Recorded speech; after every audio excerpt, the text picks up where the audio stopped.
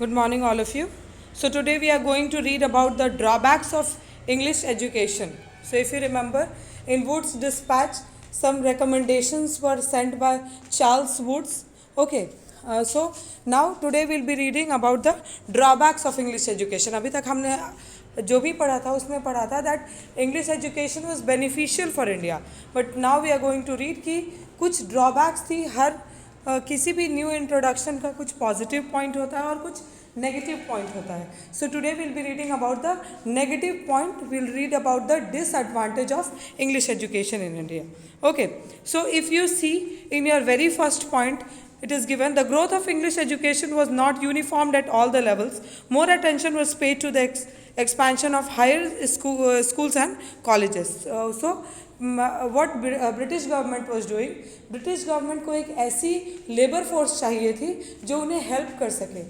सो वो labour force जो होंगी वो डेफिनेटली स्कूल के बच्चे तो नहीं होंगे, they will be the people in higher schools और colleges. So what Britishers started doing is they started focusing, they started paying more attention to higher level studies. Next, primary schools suffered because of lack of funds. Since English was the medium of instruction, common people did not benefit from it.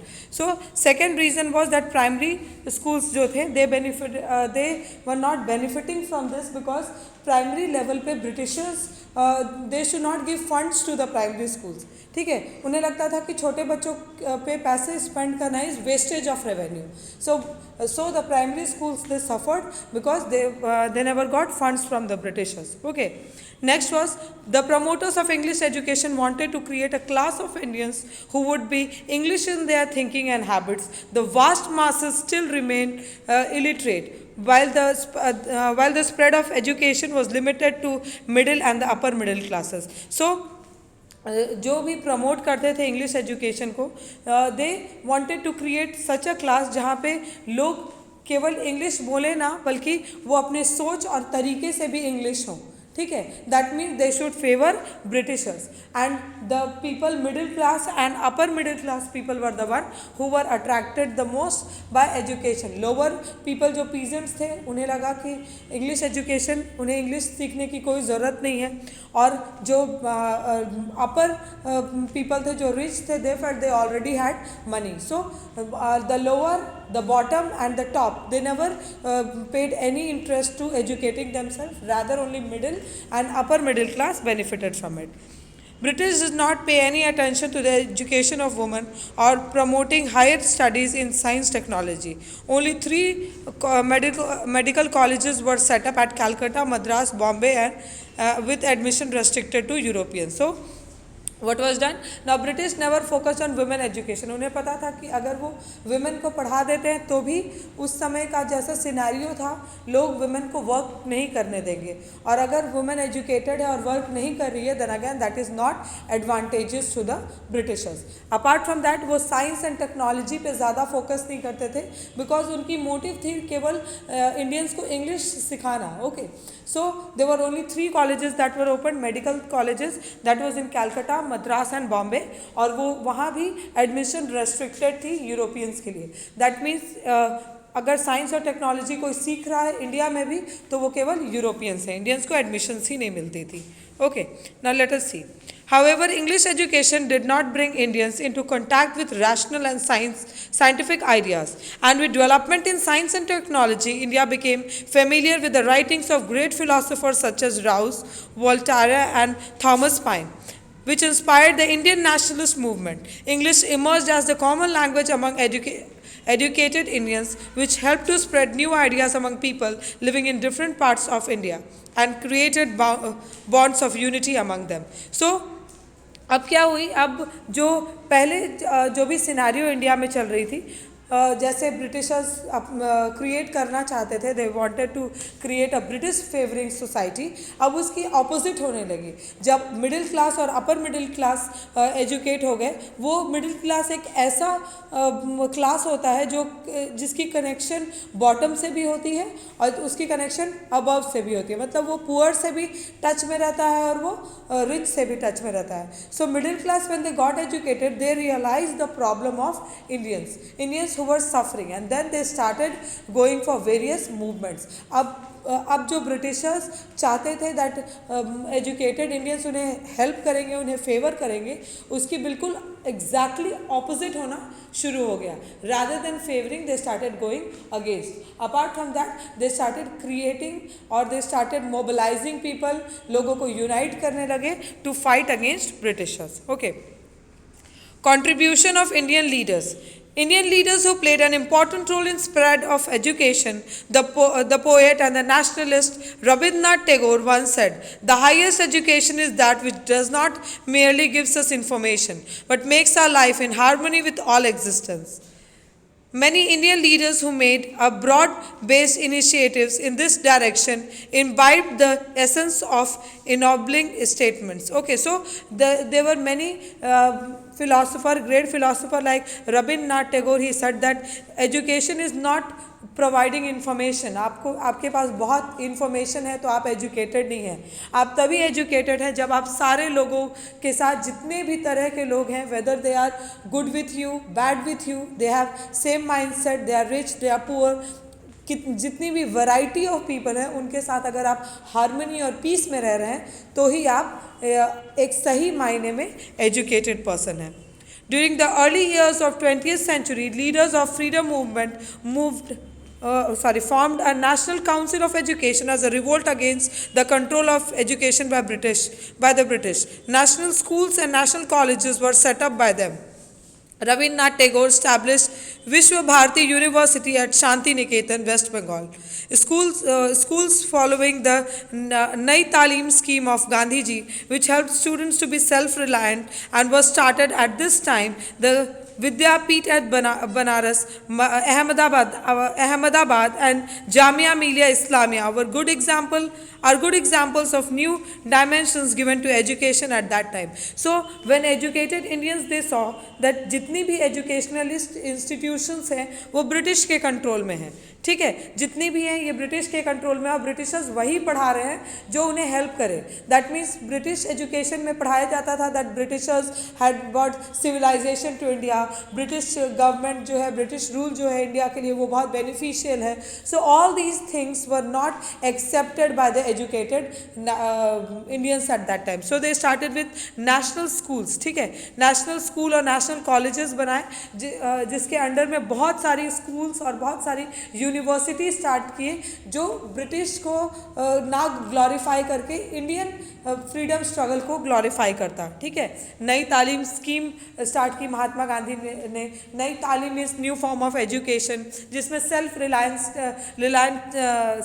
Reliance सिखाया जाता था that जो भी करना है हमें खुद करना है, हमें किसी पर डिपेंडेंट नहीं रहना है.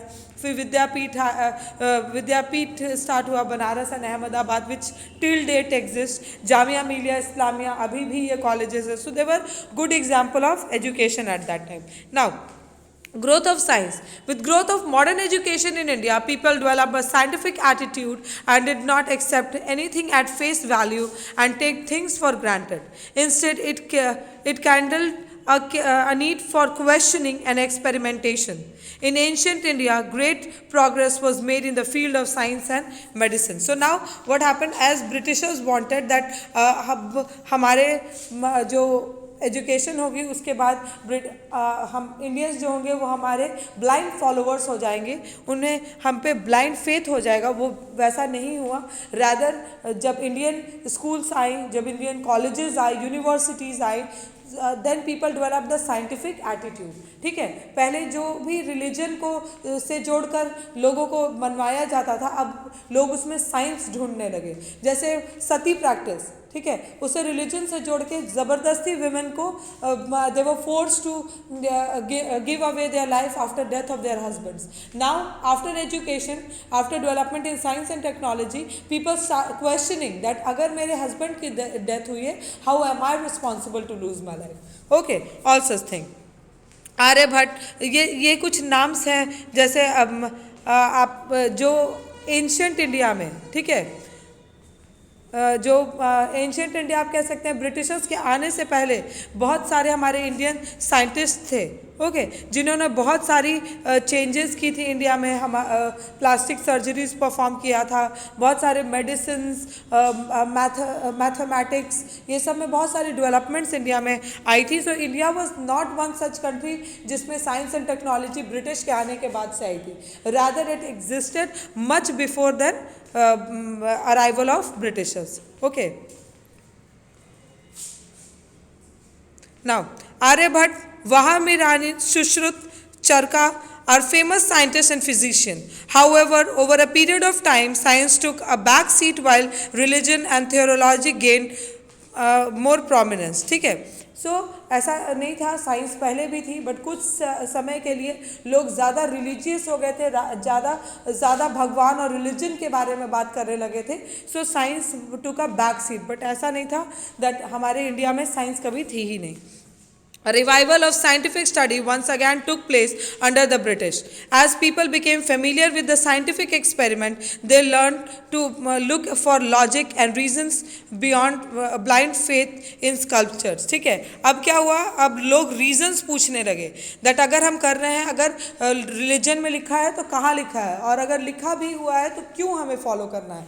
So they started questioning various rituals. ठीक है, अलग अलग जो चीज़ें, जैसे दान करो, पंडित को दान करो, आप जैसे on the name of religion आपसे कुछ सैक्रिफाइसेस कराते हैं, एनिमल की सैक्रिफाइस, बलि जिसे कहते हैं, तो क्यों कराते हैं. They started questioning. Okay, rediscovery of India's past. Towards the end of 18th century, European scholars such as showed a keen interest in India's past.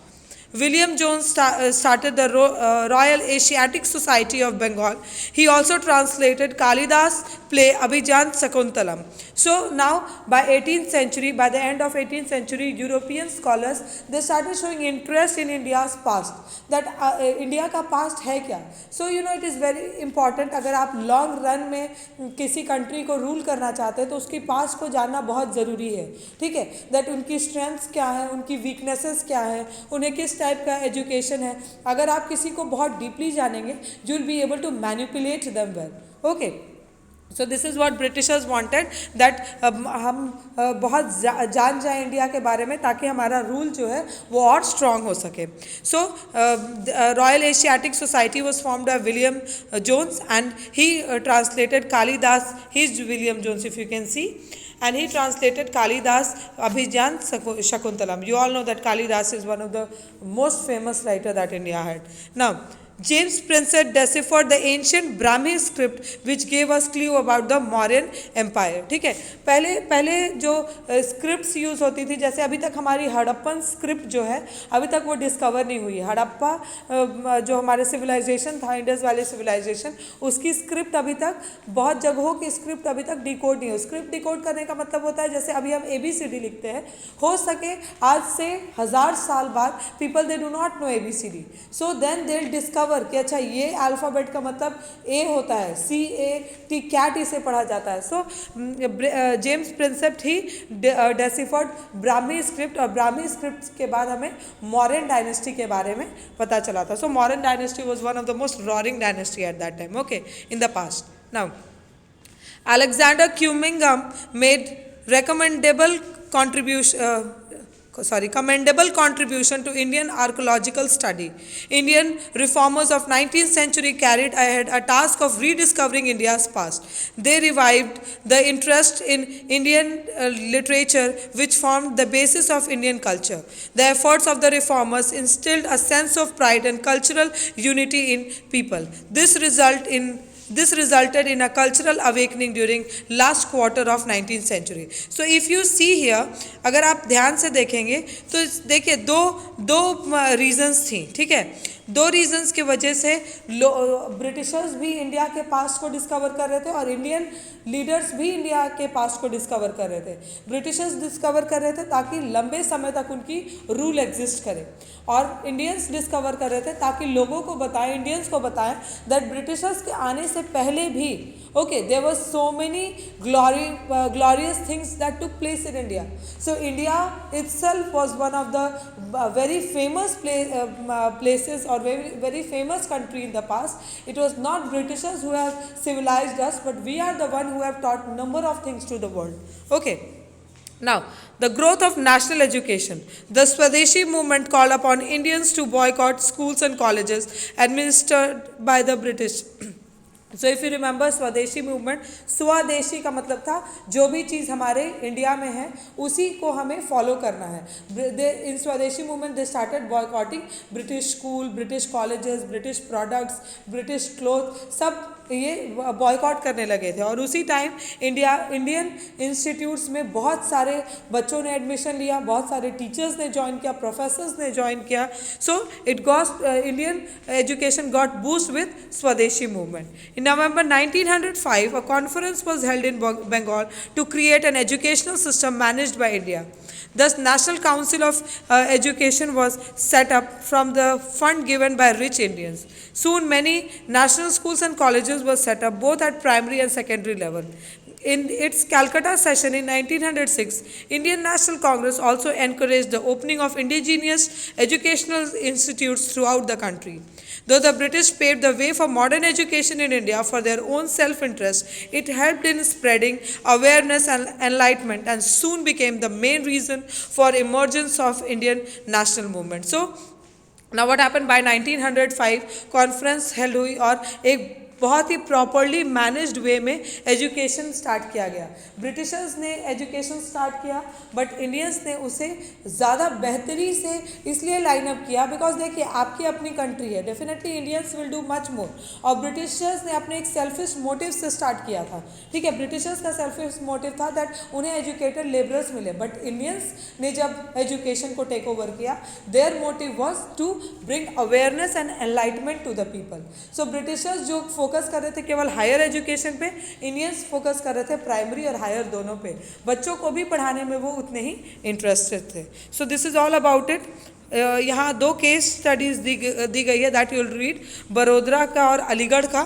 ठीक है, Maharaj CIG Rao university Vadodara and this is of Aligarh Muslim university AMU का है. So this you will do and as a homework you will do all the question answers. Okay, so thank you so much.